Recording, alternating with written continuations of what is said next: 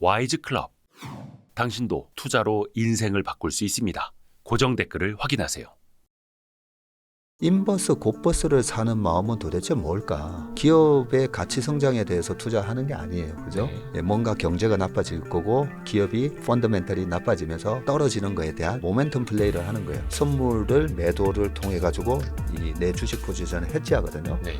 100%다 깨지고 나와요. 저도 그런 매매를 많이 해봤기 때문에. 근데 왜 깨지고 나오냐면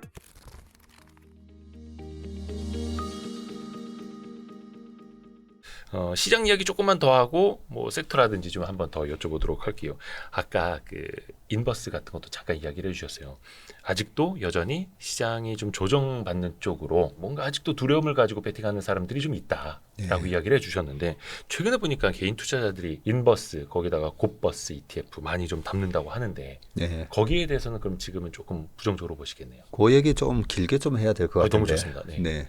우리 이대호 기자님을 제가 좋아했던 이유가 네. 처음 방송하셨던 게 주식 예, 초등학교였잖아요. 예전에. 네. 네. 그리고 주식 초등학교 또 그리고 우리 주식 바닥에 들어오신 분들이 스스로 겸손하게 나는 주식 어린이에요라고 하면서 주린이라는 표현을 썼잖아요. 네.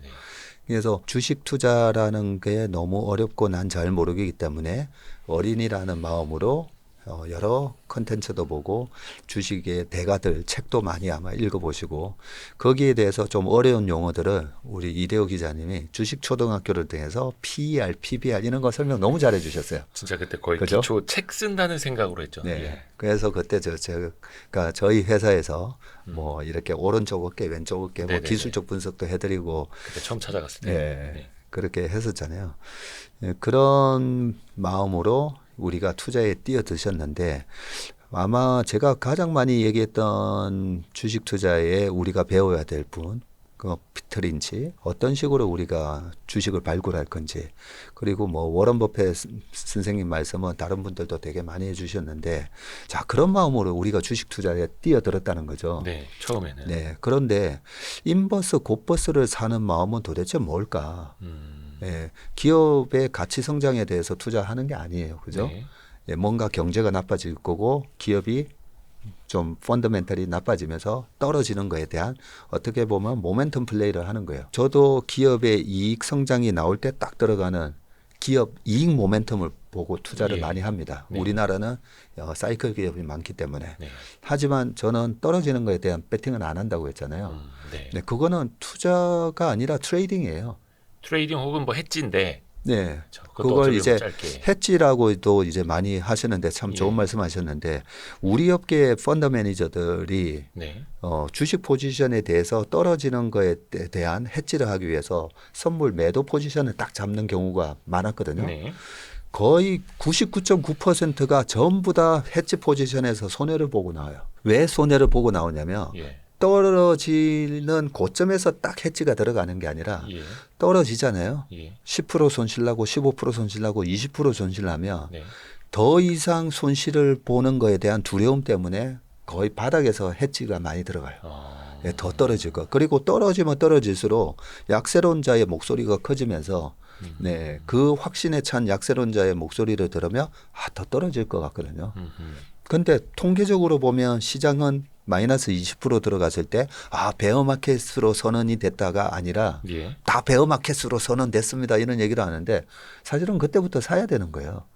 근데 그런 얘기를 들으면 지금이라도 내가 선물 해지를 통해서 여기서 추가적으로 손실 나는 거 막아야 되냐 싶어가지고 네. 선물을 매도를 통해 가지고 이 내 주식 포지션을 해지하거든요. 네. 100%다 깨지고 나와요. 저도 그런 매매를 많이 해봤기 때문에. 근데 왜 깨지고 나오냐면 올라오잖아요. 네. 결국은 올라올 때 풀게 돼 있어요. 더 떨어지면 역시 더 떨어지는구나 해서 그 해지 포지션을 못 풀고요. 네. 결국은 올라오게 되면 시장은 올라오는데 나는 100% 해지해서 못 먹으니까 뒤에 결국은 여기서라도 풀어야지 하면서 풀게 되거든요. 네네. 그래서 어떻게 보면 저희 같이 훈련을 많이 받은 펀더 매니저들도 이 숏 포지션에서 수익을 잘 못 내요. 예. 그렇게 잘 못 내는 걸 우리 투자자분들이 개인 투자가 1등부터 10등까지 많이 산 종목들 보면 코로나 때도 그랬고요. 코로나 때 2020년 5월 달에도 제가 인버스 곱하기 곱버스 투자한 그 비율이 2등이나 되기 때문에 그때도 뭐 레버리지를 통해서 스퀘어를 만들어서 이제 빠져나오세요 이런 말씀도 많이 드리고 올해도 계속 그 말씀 드렸죠. 네. 2월 조정장을 이용해서 인버스 곱버스 포지션을 풀고 나오셔야 된다 이런 말씀을 많이 들었는데 그래서 결론적으로 말씀드리면 내가 주식 시장에 나는 어떤 마음으로 들어왔는지 예, 나는 어떤 스타일의 투자자인지 투자자로 들어왔다가 시장이 작년처럼 빠져서 손실이 나잖아요. 네. 그러면 내 마음이 바뀌게 돼요. 아, 나도 트레이딩을 통해서 수익을 내볼까? 근데 트레이딩은 기본적으로 이 투자에 대한 실력이 쌓이고 나서 트레이딩을 하는 겁니다. 예. 이 기본적인 실력이 없이 트레이딩을 하잖아요. 네네. 그러면 어떻게 되냐면 우리가 기본기라고 그러죠. 예. 운동선수들이 기본기가 없이 그냥 들어가서 경기만 하는 거예요. 네. 뭐 배드민턴이 됐든 탁구가 됐든 축구가 됐든 농구가 됐든 기본기를 갖추지 않고 경기만 계속 뛰어가면 100점 100패가 되는 거죠. 그렇죠. 네, 그런 마음에서 다시 한번 손실을 본 건 어쩔 수 없지만 나는 트레이딩으로 끝까지 여기서 승부를 보겠다. 예. 그러면 트레이딩도 트레이딩 관련된 책들이 엄청 많아요. 네. 네, 그 분야에 있어서 확실하게 내가 고수가 되든지 그런 게 아니라면 네, 원래 초심으로 돌아가서 예, 투자로 돈을 버는 게 훨씬 더 나을 거다는 말씀을 드립니다. 뭐 인버스를 해도 되고 고퍼스를 해도 되긴 하겠습니다만 그걸 왜 하는지 나는 그걸 어떤 마음으로 사고 있는지부터 인지를 하고 네. 맞습니다. 그래서 사실 저희가 트레이더 분들을 모신 적이 거의 없죠. 왜냐하면 근데 가치 투자도 하시고 뭐 트레이딩도 하시는 분은 나오신 적이 있습니다만 트레이딩 쪽만 말씀을 안 하는 거는 뭐냐면 이거를 배운다고 해서 배울 수가 없기 없어요. 때문에 네. 그러니까 그분들이 고수인 거 다 인정하고 트레이딩으로도 큰 돈을 버는 분들이 있는 것도 다 인정을 하는데 네.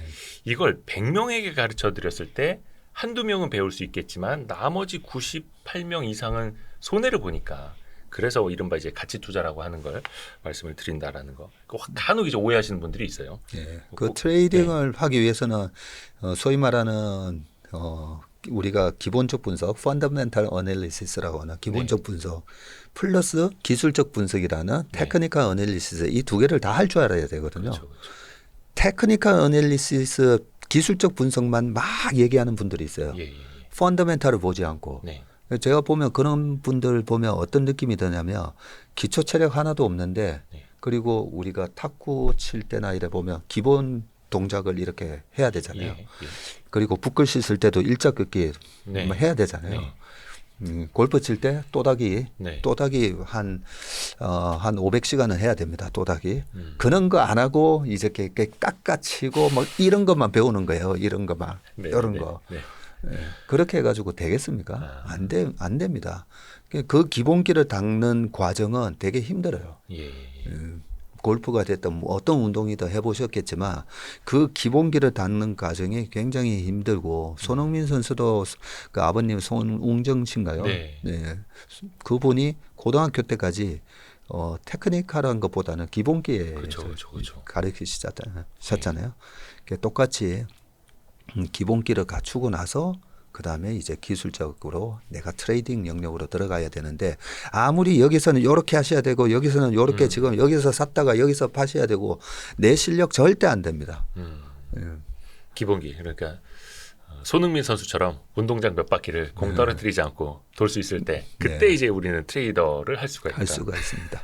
몇 가지 섹터 좀 한번 여쭤볼게요. 뭐 당연히 반도체를 빼놓을 수가 없는데 이것도 앞에서 연초에 뭐 한 2,300 언저리에서 말씀해 주셨을 때랑 2,600 언저리에서 지금 다시 이야기를 할 때랑 앞에서는 조금 애매하다라는 표현을 써주셨는데 반도체도 그렇지 않을까라는 생각이 듭니다. 뭐 삼성전자 5만 원대, 하이닉스 막 8만 원대 이때면 용기를 냈어야 되는데 사실 용기가 안 나서 문제였고 지금에 와서 보면 삼성전자 7만 원대, 하이닉스 막 11만 원, 12만 원 왔다 갔다 하고 있을 때 여기서 또 고민이 됩니다. 계속 갈 수 있을지 이걸 어떻게 봐야 돼? 물론 앞에서는 이제 실적을 봐야 된다라고 말씀해 주셨는데 네. 어떻게 접근을 해야 될까요? 삼성전자 하이닉스가 52주 신고가가 난 지가 이제 한 달 넘었거든요. 네. 그 52주 신고가가 났다는 말은 그동안 1년 동안에 주식을 샀으면 어느 시점에 샀든 다 네. 먹었다는 거예요. 그렇죠, 그렇죠. 그러면 이상한데 작년 하반기부터 올 초까지는 계속 아니 지금 이런 분위기에 무슨 삼성전자를 사냐. 네, 그런 얘기들이 되게 많았었죠. 네. 그죠? 근데 지나고 보니까 그때 샀으면 어떤 구간에 샀었던 수익이 다 났어요. 그렇죠. 왜 났죠? 쌌으니까요. 예. 근데 여기서 중요한 점이 있습니다. 우리가 싸다라고 주식 잘못 샀다가 골로 가는 경우가 있죠. 그럼요, 그럼요. 그 왜 골로 가냐면 얼마 전에 그 CJCGV가 대규모 유상증자 발표했잖아요. 네네네.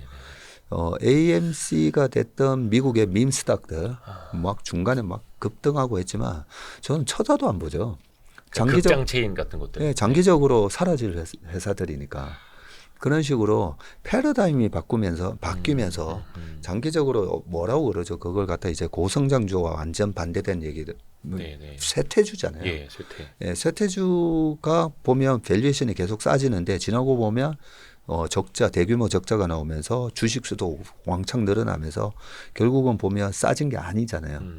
예, 그래서 그런 장기적으로 쇠퇴주는 조심을 해야 되는데 세계적인 경쟁력을 가지고 있고 반도체 산업 옛날에 PC에서 시작하다가 갑자기 스마트폰이라는 게 또 나오면서 네네네. 스마트폰에서 또 엄청난 반도체 수요가 생겼고 거기다가 아니 이 스마트폰이 플랫폼이 되면서 그 안에 들어간 여러 가지 앱을 운용한다든지 전자상거래 데이터를 가지고 장사를 하는 기업들이 많아지면서 네. 그 데이터 센터라는 또 엄청난 수요가 창출됐어요. 네.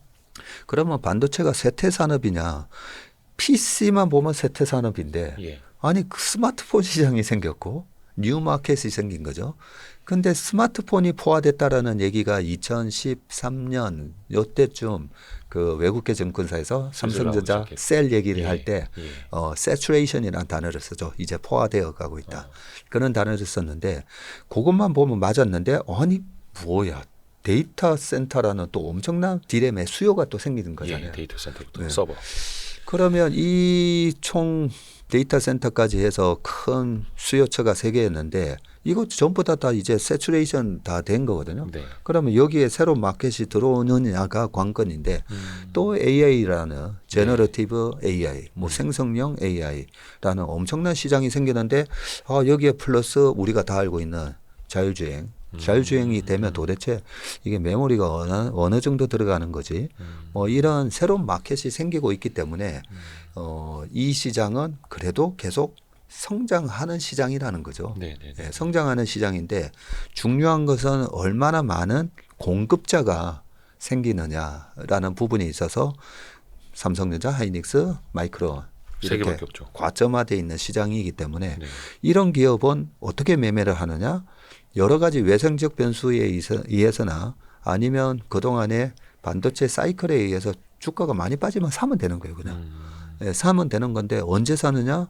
그 기업들의 장기적인 PBR 밴드를 봤더니 삼성전자는 1.1배에서 2.1배, 하이닉스는 0.9에서 1.6. 근데 하이닉스는 이번에 적자가 대규모 1Q에 3조 4천억이라는 영업이익 네. 적자가 나면서 그 소위 말하는 자기 자본이 줄어들었죠. 네. 네, 그렇기 때문에 이번에는 0.9가 아니라 0.8까지 갔었어요. 갔다가 지금 올라오고 있는 거기 때문에 그런 측면에서 보면 반도체가 그동안에 우리가 과점화된 시장, 하지만 시장은 계속 새로운 수요가 계속 창출되는 시장, 그리고 이 반도체에 새로운 경쟁자가 들어오기 위해서는 1년에 15조에서 20조를 때려 부을 수 있는 현금이 있어야 돼요. 그 현금을 지원해 줄 수 있는 나라는 중국밖에 없는데 네. 그 중국이 들어오려고 했는데 이제 미국이 견제해 주고 있는 그런 그림이잖아요. 네. 예, 그런 그림이기 때문에 이렇게 쌀 때는 사도 된다는 부분이었는데 자 그러면 지금 이 반도체가 본전됐다고 해서 막 많이들 이제 파시는 걸 제가 본전돼서 파시지 마시고 그런 분들이 많으시죠. 오랫동안 이제 고통 겪으셨으니까. 수익을 내고 파시라고 제가 말씀을 드리는 거죠. 네, 수익. 네. 그러면 수익의 어느 정도가 이 반도체를 파는 적절한 시점이 될까? 그 부분에 대해서는 과거의 사례를 보면 이익이 많이 나왔을 때, 2018년도 이익이 많이 나왔을 때 주가가 빠지기 시작했고, 2015년도에도 그때는 DDR3에서 DDR4로 넘어갈 네. 때예요. 그러면서 2013, 14, 15년도에 이익이 왕창 나왔는데 그때도 확 빠졌습니다. 그런데 이익이 왕창 나올 때에 나타나는 현상이 뭐냐면 돈을 많이 벌었으니까 네. 또 대규모 캐펙스 투자를 하게 되죠. 예. 예, 캐펙스 투자에 대한 규모가 또 확 늘어날 때 네. 이때부터 조심해야 되는 거거든요. 근데 지금은 감산, 네. 무슨 캐펙스 뭐 늘리고 이런 얘기를 전혀 하고 있지 않잖아요. 그렇죠. 줄인다는 얘기를 했었고. 네, 그래서 저는 최소한 내년 5월 달에 내년 세린 메이를 내년에 해도 괜찮다. 반도체. 반도체라면. 네. 왜냐하면 지금 계속 저희가 반도체 수출 동향이라 디램 가격이라 네네. 이런 거 계속 체크를 하고 있는데 디램 가격이 특히나 이제 DDR5가 빠르게 지금 침투하고 있거든요. 네네네. 예, 그 DDR5가 빠르게 침투하고 아시겠지만 HBM3라는 게 뭐 6배에서 7배나 가격이 더 비싼 게 지금 막 팔리고 있잖아요. 네. 그 막 팔리고 있는데 하이닉스 전체에서 이 HBM3가 차지하는 비중이 아직까지는 10%도 안 돼요. 올 연말 정도 되면 이제 10%까지 올라오는데 그 10%가 기존 디램보다 6배나 비싸니까 어떻게 보면 60%의 효과가 있는 거죠. 그죠? 예, 그런 식으로 턴어라운드 하는 모양새가 나오는데 이 시클리컬 기업은 다운턴으로 떨어졌을 때 얼마까지 떨어질 땐 몰라요. 이번에도 하이닉스가 이렇게 대규모 적자 나올지 누가 알았어요. 그렇죠. 작년, 재작년에 어느 애널리스트도 이 정도 적자 나올 거다라고 예측한 사람은 아무도 없었어요. 네. 마찬가지로 이번에 또 턴어라운드에서 올라갈 때 도대체 돈을 얼마나 벌지도 모르는 겁니다. 그렇죠. 가면서 점점 올리겠죠 또. 예, 네. 모르는 거기 때문에 그거는 우리가 일단은 내년 1분기 실적이 발표되는 내년 4, 5월 달까지는 기다려 보셔도 된다는 거죠. 지금은 컨센서스가 이번에 1Q 3조 4천억, 2Q는 3조에서 2조 9천억 네. 예, 나오고 있고 3Q에도 적자예요. 네. 4Q에 이제 흑자로 돌까 말까 음. 이런 부분인데 그러면 이익이 왕창 나오는 시점은 뭐 내후년이 아닌가 싶기도 해요. 네. 네, 그래서 일단은 지금은 그동안에 물타기를 하시든지 아니면 그 물려서 가지고 계신 분들 입장에서는 그동안 답답하셨겠지만 네. 좀 더 버티시라고 말씀드리고 싶습니다. 그러니까 역설적으로 오히려 사상 최고 실적 나왔다는 뉴스가 나올 우리를 때 막 뜨겁게 만들 때 네. 그때가 오히려 더 팔 때라는 뜻. 아하. 거꾸로 생각을 해야 됩니다. 역시 근데 앞에서도 말씀드린 것처럼 다른 기업들 싸다라는 것에 대한 기준은 확실히 또 알고 계셔야 되는 거고 네. 그렇죠. 그게 사이클이 있는 기업과 그냥 쇠퇴하는 기업들 반드시 또 체크를 하셔야 되겠고